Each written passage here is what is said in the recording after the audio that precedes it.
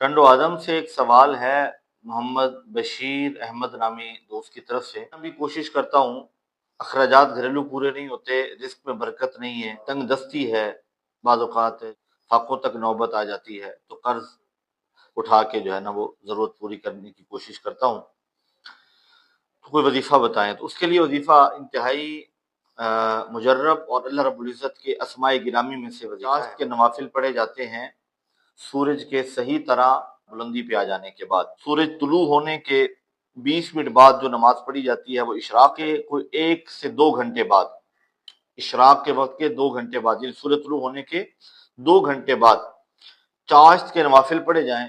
تازہ وضو باوضو ہو کے نوافل پڑھیں، اور نوافل کی جو آخری رکعت ہوگی اس کے بھی آخری سجدے میں، چاشت کے 4 نفل بھی پڑھ سکتے ہیں، 2 بھی پڑھ سکتے ہیں، تو آخری رکعت کے آخری سجدے میں 40 مرتبہ اللہ رب العزت کا اسم گرامی یا وہابو، یا وہابو، یہ اللہ تعالیٰ کا اسم گرامی ہے، اسماء الحسنی میں سے اللہ تعالیٰ کا صفاتی نام ہے۔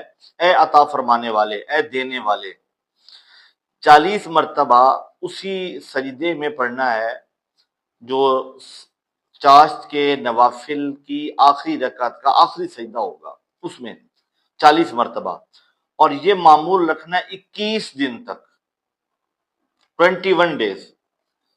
اتنی زیادہ برکت ہوگی، آپ کو اندازہ نہیں ہوگا کہ رزق کدھر کدھر سے رہا۔ کوشش آپ نے کرتے رہنا ہے، رزق کے دروازے کھل جائیں گے انشاءاللہ، بہت زیادہ برکت ہوگی۔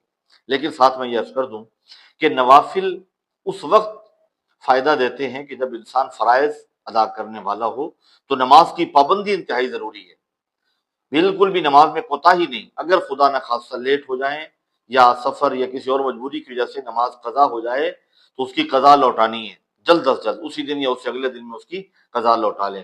21 دن یہ عمل کریں، انشاءاللہ العزیز اللہ کا کرم ہو جائے گا، خاص مہربانی ہو جائے گی، خاص فضل ہو جائے گا۔ ویسے اگر کوئی اور دل میں خواہش ہو، کوئی ایسا کام ہے جو اٹکا ہوا ہے، اس کے لیے بھی یہ وظیفہ ہے۔ اس کے لیے انشاءاللہ پھر کسی موقع پر کسی اور ویڈیو میں یا وہابوں کا یہ جو ہے وظیفہ آپ کو بتائیں گے۔